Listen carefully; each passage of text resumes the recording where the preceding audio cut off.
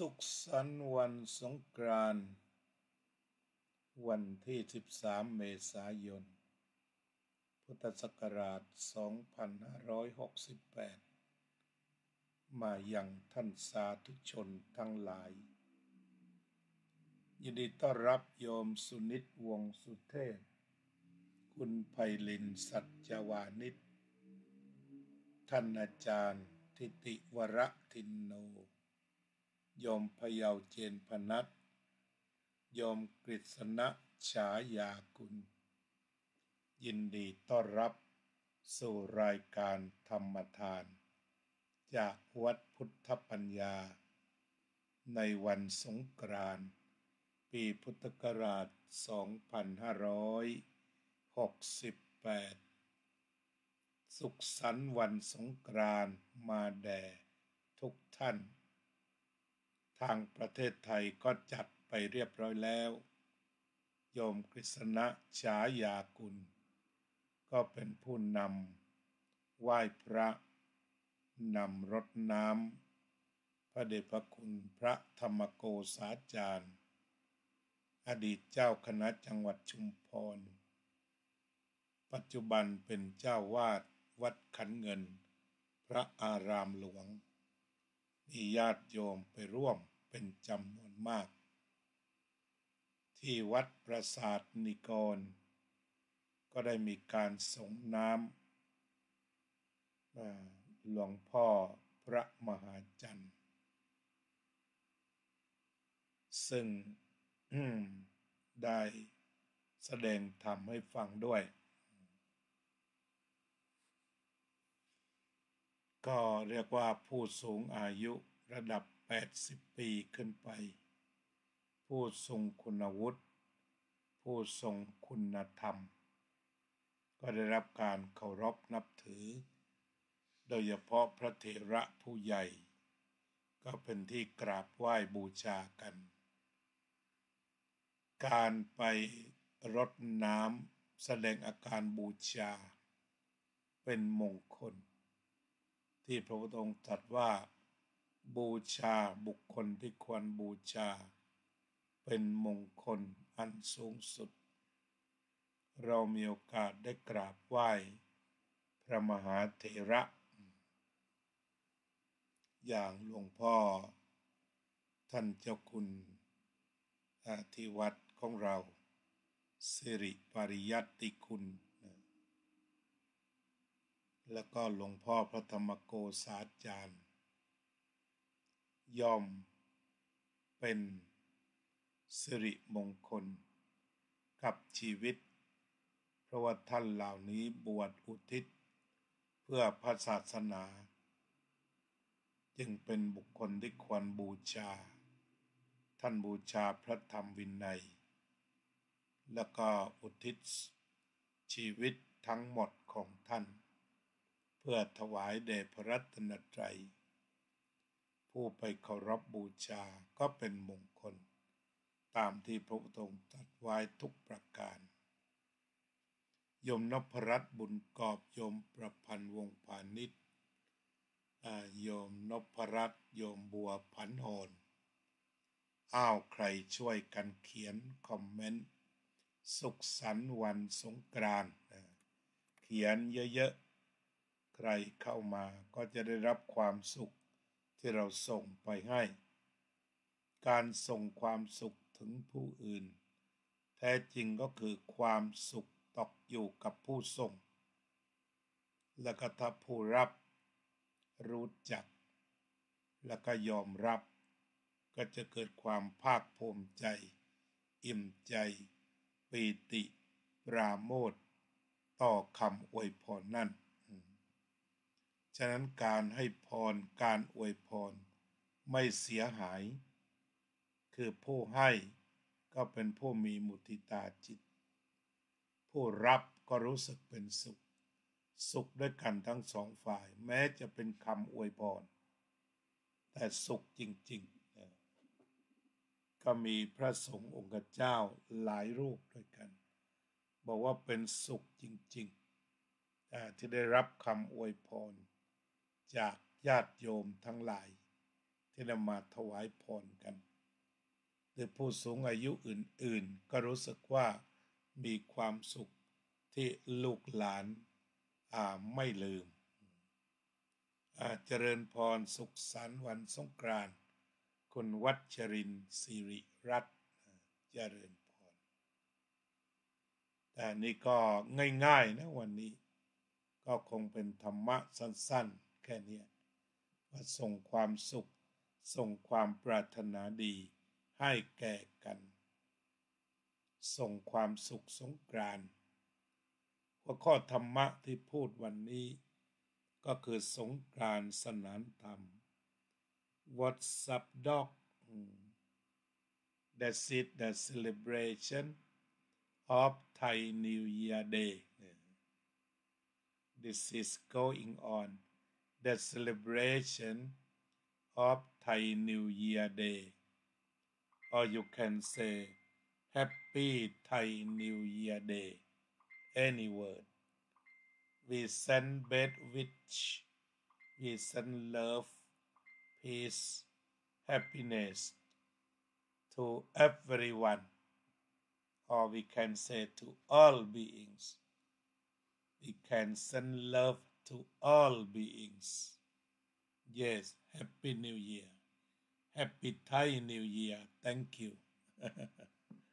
thank you for writing and then we have a best wish or good wish to see people happy we first of all are happy and share our happiness to the other people so we can say may everybody be peaceful be happy on the Thai New Year Day อันนี้ก็แดเนียล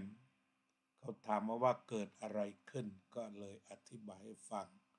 โยมกัลยาว่องทิพย์คงคาเจริญพรทีนี้คำว่าสงกรานต์สนานธรรม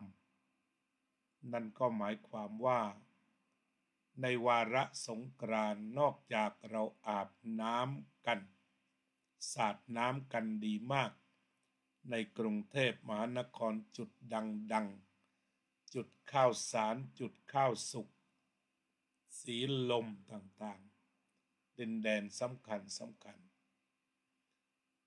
Happy Thai New Year to เดวิดปุญญากาโมMay you be happy May you be peaceful on the Thai New Year Day or may you be peaceful and happy on Thai New Year Day the mind for giving the mind for giving the gifts of blessing the mind of blessing is a blissful mind คือจิตที่จะอวยพรคนอื่นเป็นจิตที่ดีเจริญพรโยมบัวพันอ่อนส่งดอกไม้สวยๆมาให้เยอะสหายธรรมวัดขันเงินขอบคุณที่ได้ถ่ายทอดความกตัญญูกตเวทีความอบอุ่นที่พุทธศาสนิกชนได้ไปถวายน้ำสงฆ์แก่พระเดชพระคุณพระธรรมโกษาจารย์เจ้าวาดวัดขันเงินพระอารามหลวงในวาระที่ท่านหายจากอาพาธออกจากโรงพยาบาลมาจำวัดได้หลังจากไปอยู่เสียหลายเดือน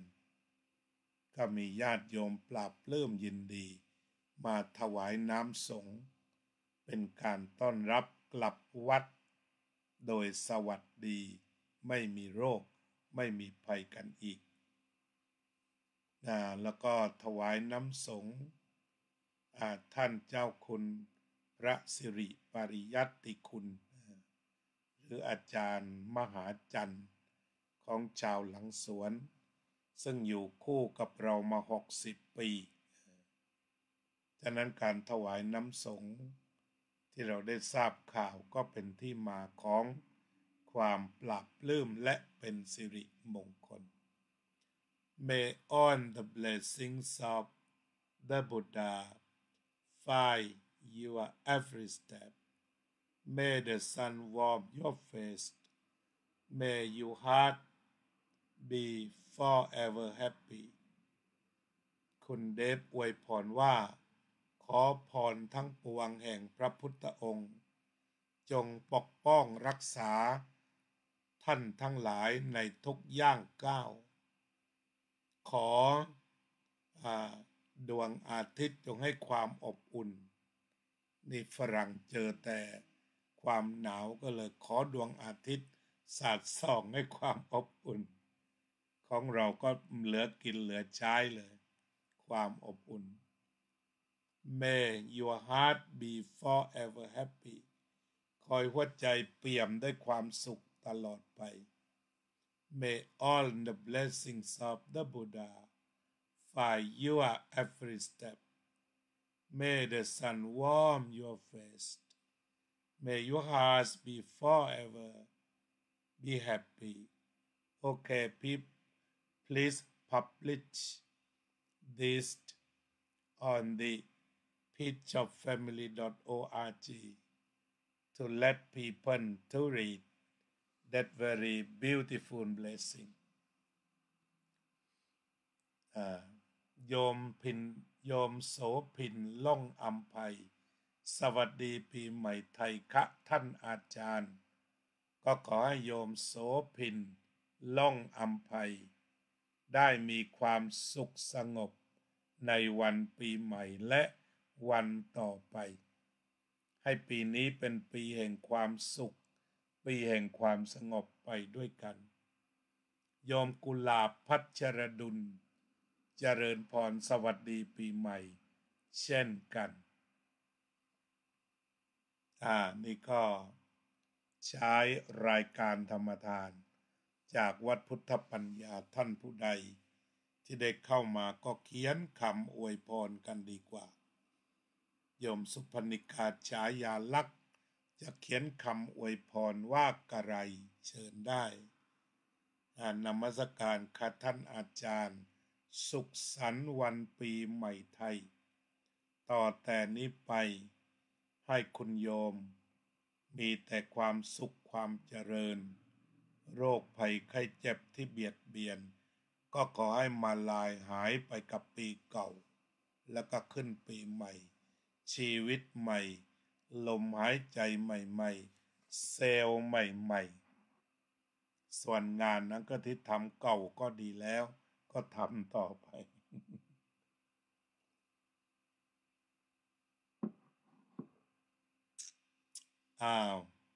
โยมสารพีเสมียนเพชรเป็นอย่างไรบ้างที่วัดอุโมงค์เมื่อวานทั้งอดีตนายกรัฐมนตรีทักษิณชินวัตรแล้วก็ปัจจุบันท่านแพรทองทานชินวัตรได้เยือนวัดอุโมงค์ก็ถือว่าเป็นวัดสำคัญในประวัติศาสตร์ของจังหวัดเชียงใหม่ก็ทั้งสองท่านก็ไปเยี่ยมเยือนวัดอุโมงค์ไปไหว้พระที่วัดอุโมงค์ในฐานะพระวัดอุโมงค์ก็ยินดีต้อนรับชาวเชียงใหม่ด้วยกันกลับบ้านขอให้พรดีๆทั้งหลายจงปกป้องคุ้มครองพระอาจารย์ให้มีแต่ความสุขห่างไกลโรคภัยทั้งหลายค่ะก็ขอคำอวยพรนี้จงกลับไปหาโยมกุหลาบให้ปราศจากโรคภัยไข้เจ็บมีแต่ความสุขร่มเย็นในร่มพระธรรมเช่นกันอันนี้นอกจากเราจะสนานน้ำเรียกว่าหลายจุดในกทมหรือว่าทุกเมืองของไทยเท่าที่จะมีสื่อเข้าไปทำมาให้เราชมได้ก็เรียกว่าเป็นที่ชุ่มฉ่ำมีมิตรภาพ หลั่งไหลกันโดยทั่วไปนี่ก็ขอให้มันเป็นเรื่องเย็นน้ำให้ความเย็นให้ความสะอาดสนุกได้แต่ว่าให้เย็นและให้สะอาดสนุกด้วยเย็นด้วยสะอาดด้วย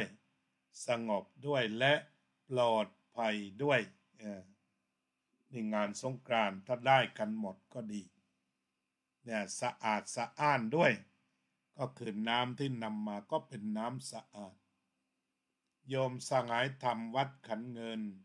กราบนมัสการพระอาจารย์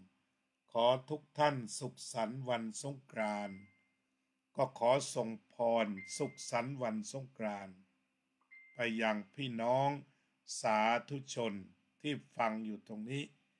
และจะเข้ามาฟังกันต่อไปอาการที่เราอวยพรให้คนอื่นมอบพรให้คนอื่นขนาดจิตของเราเองมีความสุขแล้วเป็นมุทิตาจิตคือจิตที่รู้สึกปรารถนาดีต่อบุคคลอื่นก็มาหมดละถ้าดูแล้วเมตตากรุณามุทิตาอุเบกขามากันเป็นชุดครบถ้วนสมบูรณ์ อันนี้ก็เรียกว่าเป็นคำอวยพรที่มาช่วยกันจัดรายการธรรมะนอกจากมีการสงสนานในเรื่องของน้ำธรรมดาก็เป็นการสนานธรรมทีนี้ธรรมะที่เปรียบด้วยน้ำในศัพท์ภาษาบาลีที่เรียนมาตั้งแต่เด็กๆก็บอกว่าขันติเมตโตทกังชอบมากคำนี้ถ้าแปลก็คือน้ำประกอบไปด้วยขันติและเมตตาพอๆกับสูตรวิทยาศาสตร์ไฮโดรเจนและออกซิเจนเท่ากับน้ำมันลงตัวเป๊ะเนี่ยพระพุทธเจ้าก็เป็นวิทยาศาสตร์เลยน้ำธรรมประกอบไปด้วยขันติความอดทนแล้วก็เมตตาความรักที่จะมาคู่กันเนี่ยเมตตากับความอดทนเรากลับไปดูพ่อแม่เราที่มีความรักแต่ต้องทนโดยเฉพาะเราเกิดในครอบครัวที่ขาดแคลนแล้วก็ฝืดเคืองด้วยความรักที่พ่อแม่มีพ่อแม่ทำงานหนักทั้งกลางวันกลางคืน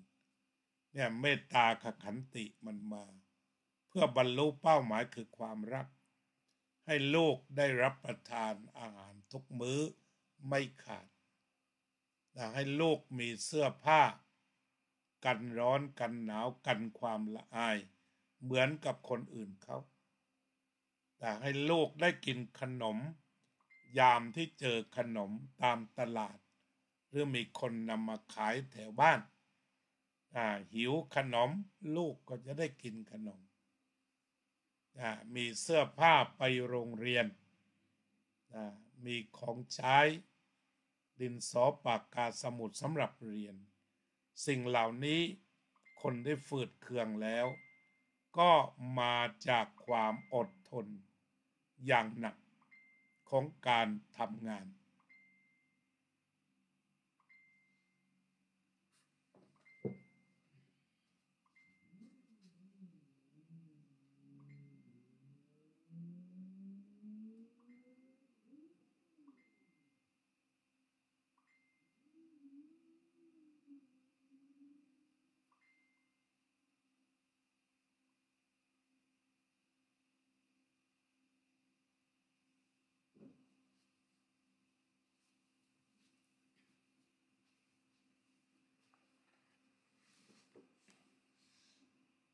อันนี้แหละคือน้ำล่ะทีนี้น้ำนี่ทำอะไรได้บ้างล่ะน้ำดื่ม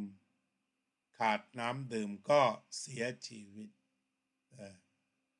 เนี่ยเพราะนั้นท่านในชีวิตของมนุษย์เราเนี่ยมีขันติคือมีความอดทนมีความเมตตา ต่อเพื่อนมนุษย์ด้วยกันก็จะทำให้ชีวิตมีน้ำมีนวลแต่ว่าไม่ได้ง่ายนะมีความอดทนด้วยในทางพระพุทธศาสนาก็ทนลำบากทนตรากตรำทนเจ็บใจนี่ก็ทำให้ระลึกถึงพ่อถึงแม่เรียกว่าเป็นวันระลึกถึงผู้มีพระคุณก็ได้ที่ท่านมีธรรมะคือขันติคือความอดทนแล้วก็มีเมตตาคือมีความรักที่ไม่มีสิ้นมีสุดไม่มีมันหมดไม่มีวันเลิกยายังหมดอายุแต่ความรักที่พ่อแม่มีให้ลูกไม่หมดอายุโยมสุพรรณิกาเขียนยาวต้องอ่านให้สุขสันต์วันสงกรานต์ทุกท่านค่ะขอทุกท่านสุขกายสุขใจสงบร่มเย็นตลอดไปโยมกำลังทำงานเลิกงานราวบ่าย 2:30 น.จะไปร่วมงานจะได้ถวายอาหารเช้าวันอังคารปกตินมัสการค่ะสุพรรณิกาฉายาลักษณ์ตอนนี้ก็ทำงานไปจนถึงบ่าย 2:30แล้วก็จะมาวัดด้วยก็คงจะในช่วงเก็บของ ในช่วงบ่ายเราก็จะมีการส่งน้ำผู้สูงอายุส่งน้ำพระพุทธส่งน้ำพระสงฆ์ส่งน้ำผู้สูงอายุโยมก็คงจะมาในรายการนั้นเป็นต่อปกติก็เป็นเจ้าภาพวันอังคารก็เจริญพรตามที่แจ้งมาอนุโมทนาฉะนั้นเวลาที่เราสงสนานน้ำธรรมดาก็คงจะต้องมาสนานธรรมคือคำหนึ่งถึงธรรมะสัก2 ข้อนะมีความเมตตาแล้วก็มีความอดทนมันจะไปกันได้แต่นี่เรานึกถึงพ่อแม่หรือครูบาอาจารย์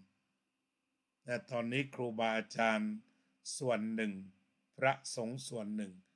รับหน้าที่ดูแลลูกหลานให้ท่านหลายวัดบวชกัน40 รูปบ้าง50 รูปหรือว่าเป็นร้อยก็พระก็จะต้องดูแลที่ดูแลก็ต้องมีธรรมะ2 ข้ออย่างเข้มข้น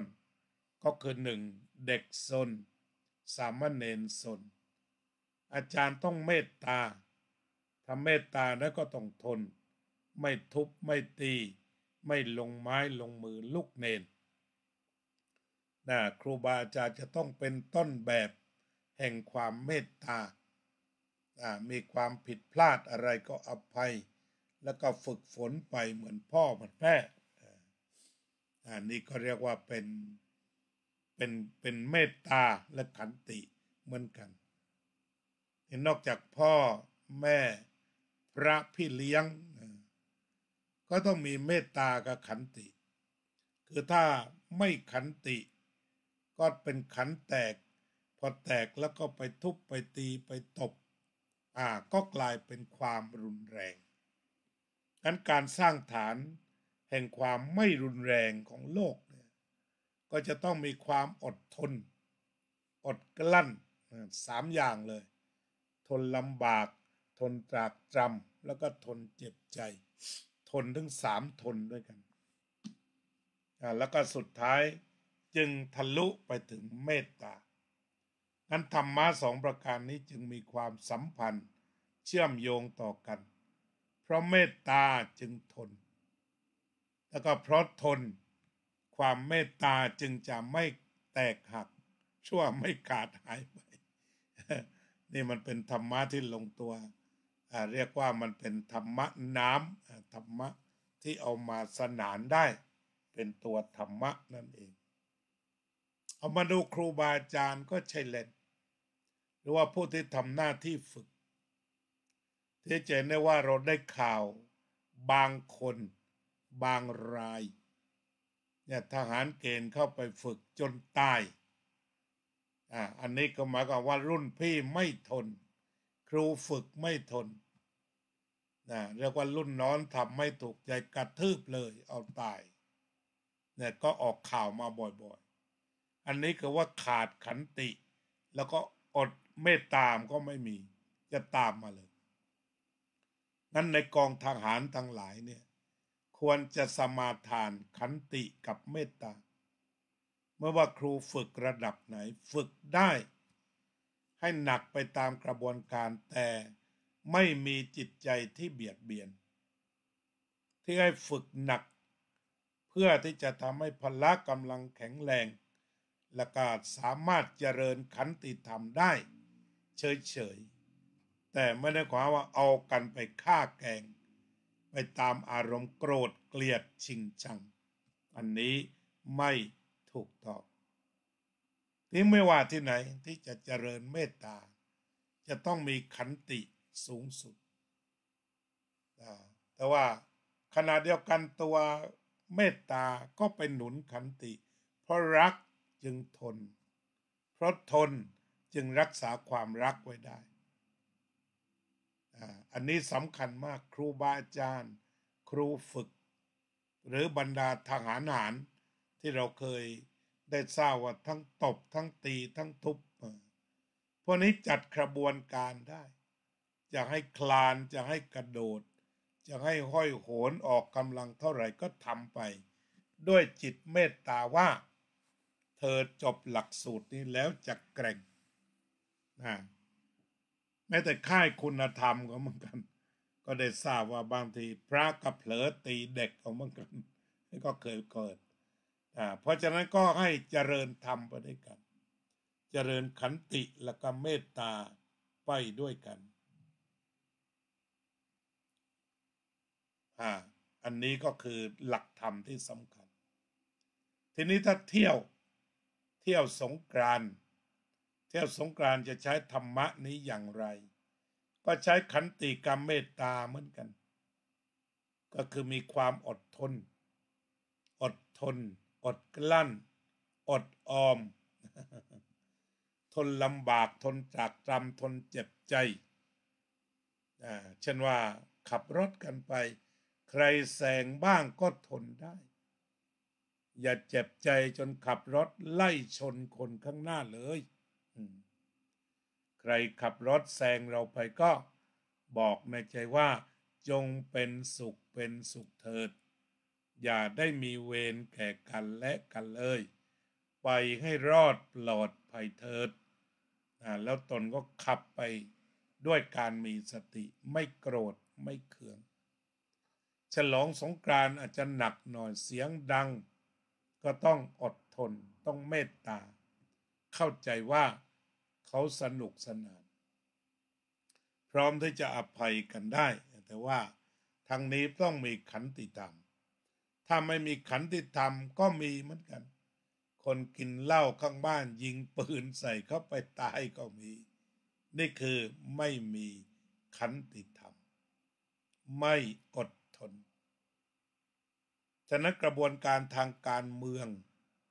อย่าง3 จังหวัดชายแดนภาคใต้เนี่ยเขาไม่ทนออกมาฆ่าเรื่อยเนี่ยออกมายิงทหารยิงตำรวจเรื่อยไปไม่อดทนพอเห็นแล้วก็รีบฆ่าเลยฉะนั้นสงครามมันก็ไม่หมดถ้ามันไม่มีความเมตตาต่อกันไม่ทนสักหน่อยในตอนสงกรานต์เขาเล่นกันสนุกสนานตัวเองไม่เล่นสาดปืนใส่แทนน้ำเลยก็เสียชีวิตไปอีกหลายคนตอนนี้ก็รู้สึกว่าจะ3 จังหวัดชายแดนภาคใต้ของเราจะเสียชีวิตไปเรื่อยๆแล้วก็ข่าวก็ลงนิดๆหน่อยๆแต่ว่าไม่ได้กระตุ้นไม่ได้เรียกร้องผู้มีอำนาจอะไรให้จัดการแต่ประการใดเป็นเพียงรายงานข่าวเดี๋ยวทหารเสียชีวิตเดี๋ยวผู้ปฏิบัติหน้าที่เสียชีวิตโดนซุ่มโจมตีบ้างอะไรบ้างทั้งนี้ก็เนื่องจากไม่ทนในความเห็นต่าง ไม่อดทนไม่รอคอยในสิ่งที่ตนต้องการก็เลยลงไม้ลงมือสงครามมันก็เกิดเพราะว่าไม่ทนฉะนั้นความเมตตาจะมีต่อกันก็ต้องอดทนทีนี้เมตตาก็แสดงออกทางกายวาจาและใจ3 ทางทนเสร็จแล้วก็ยิ้มเข้าหากันปากการพูดการเจรจาก็พูดกันดีๆมันก็ต้องมาจากความอดทนเหมือนกันบางทีถูกว่าถูกด่าเสียรุนแรงแต่ว่าอดทนคุณศิวพรช่วยบำรุงไปที่คีรีรัตน์ใช่ไหม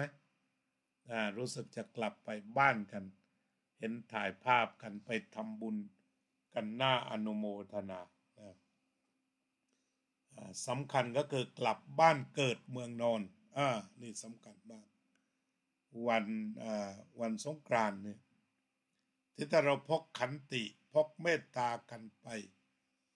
งานกว่าจะเสร็จถึง16หรือ20เราก็จะมีความสุขความสงบความสดชื่นเบิกบานปลอดภัยทำให้ครอบครัวมีความรักมีความเหนียวแน่นความสัมพันธ์ของครอบครัวเหนียวแน่นตรงนี้ก็เป็นเรื่องสำคัญของวันสงกรานต์ทั้งนี้ก็นั่นแหละอดทนหน่อย หรือว่าเห็นภาพรถไฟขึ้นเชียงใหม่แน่นมากแต่ตรงนี้ก็ต้องเจริญธรรมอยู่เหมือนกันเพราะว่าถ้าหงุดหงิดแล้วอาจจะตีกันก็ได้ชิงที่นั่งอะไรกันก็ได้กว่าจะถึงเชียงใหม่ถ้าไม่ได้ที่นั่งเนี่ยยืนยาวก็ต้องอดทนอยู่เหมือนกันงั้นการเที่ยวงานสงกรานต์มันมีความขาดแคลนบ้างโดยเฉพาะยานพาหนะขาดแคลนทุกปีเรียกว่าไม่ได้สะดวกสบายในการกลับบ้านกันสักเท่าไหร่เพราะในความเป็นจริงแล้วสิ่งเหล่านี้ก็คือเม็ดเงินที่จะหมุนเวียนแต่ว่าบางทีรัฐะไม่พร้อมอำนวยความสะดวกให้เม็ดเงินเกิดการหมุนเวียนแต่เช่นว่าทุกปีเราจะต้องรอขบวนรถกันแล้วก็หนาแน่นมากเรายังมีขบวนไหนอีกไหมก็เติมซะให้พอจากขบวนรถไฟเนี่ยได้ยาวๆเติมให้พอให้ทุกคนมีที่นั่งมีความสุขตั้งแต่ต้นทางแล้วเจริญพรโยมติ๋วจัดที่วัดประสาทนิกรกันได้สวยเมื่อวานนี้เสร็จสิ้นไปด้วยสวยสดงดงามสนานน้ำสนานธรรมกันอย่างครบถ้วนสมบูรณ์ฉะนั้นเล่นสงกรานต์น้ำแล้วอย่าลืมปฏิบัติธรรมข้อขันติและเมตตาพากลับบ้านไป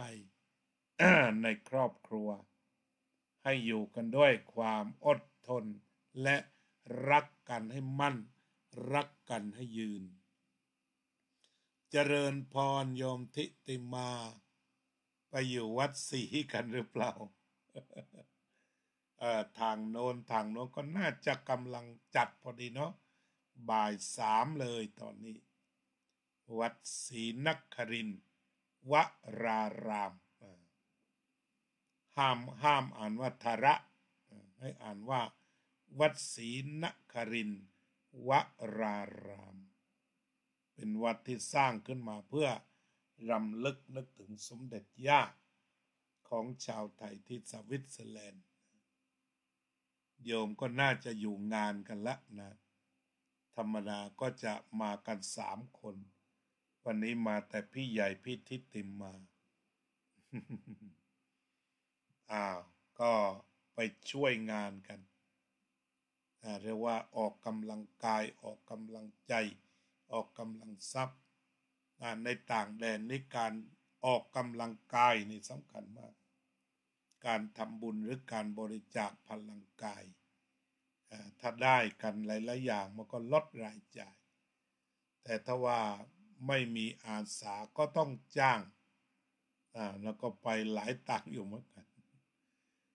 นี่ก็เรียกว่าทำบุญกับกำลังทำบุญกับแรงก็ได้ทำบุญกับเงินก็ได้ทำกับข้าวของก็ได้ในวันสงกรานต์ก็เป็นเหตุให้ทำบุญ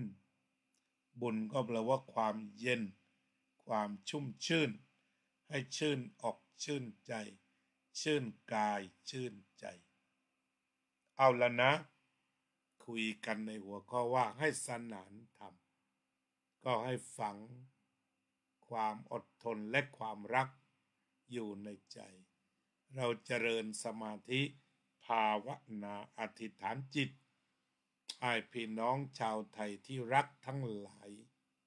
ที่เดินทางกลับบ้านไปทำหน้าที่ของสมาชิกครอบครัว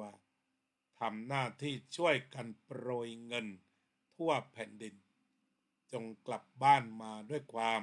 ปลอดภัยและตั้งใจทำงานต่อไป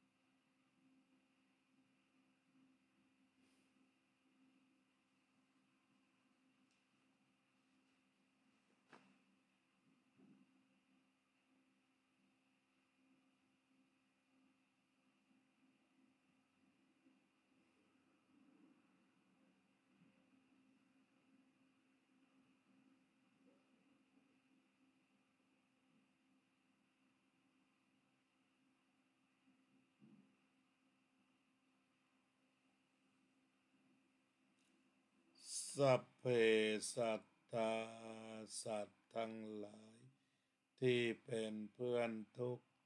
เกิดแก่เจ็บตายด้วยกันทั้งหมดทั้งสิ้นอเว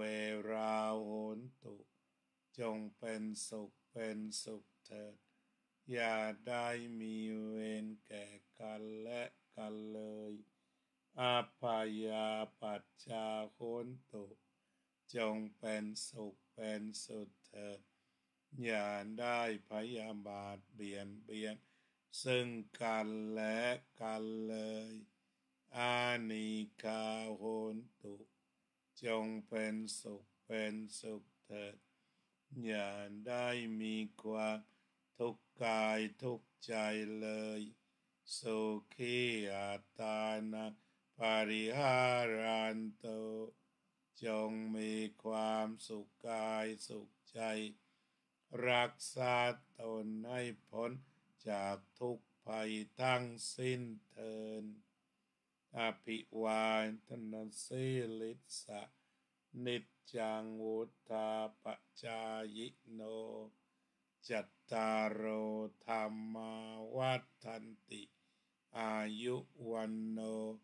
สุขังภะลังโยมจิรัสสาเจริญพรโยมหญิงชาววัดวชิระธรรมาภิรตารามสวิทเข้ามา3 ท่านวันนี้ก็เทกำลังกันไปช่วยวัดศรีนครินทร์วรารามก็เดินทางกลับกันมาแล้วก็พี่น้องชาวไทยน้ำใจประเสริฐมีงานที่ไหนก็ไปช่วยกันก็ขอขอบคุณอนุโมทนาเป็นอย่างยิ่งขอความสุขสวัสดีสุขสันต์วันสงกรานต์วันปีใหม่ไทยจงบังเกิดขึ้นแก่ท่านสาธุชนทุกคนทุกท่าน เถิ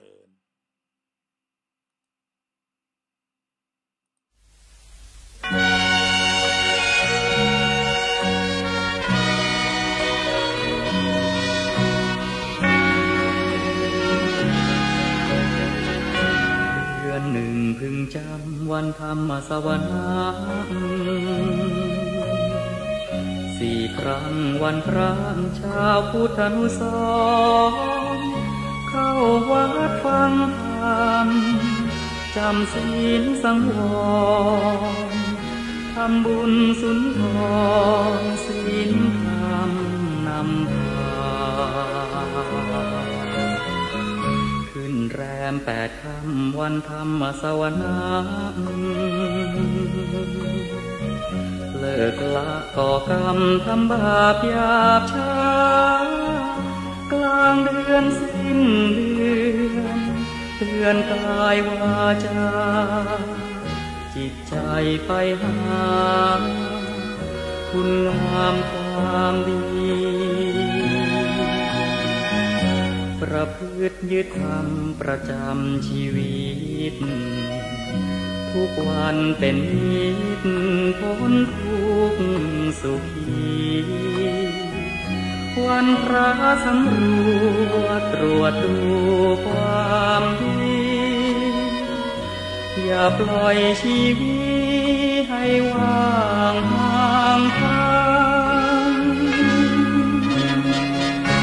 ระฆังกังวานแววผ่านลมพัดเสียงสวดธรรมวัดวังเวงแววซ้ำเสียงพระพร่ำแจ้งแสดงพระธรรมเอกลักษณ์เลิศล้ำประจำชาติไทย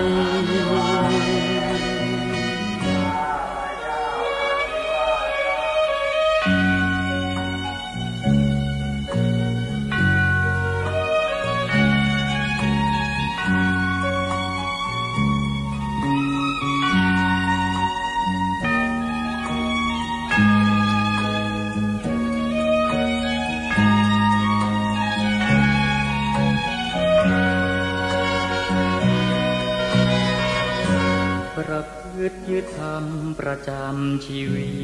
ตทุกวันเป็นนิจพ้นทุกข์สุขีวันพระสำรวจตรวจดูความดีอย่าปล่อยชีวิตให้ว่างห่างทางระฆังกังวานแววผ่านลมพัดเสียงสวดธรรมวัดวังเวงแววซ้ำเสียงพระพร่ำแจ้งแสดงพระธรรมเอกลักษณ์เลิศล้ำประจำชาติไทย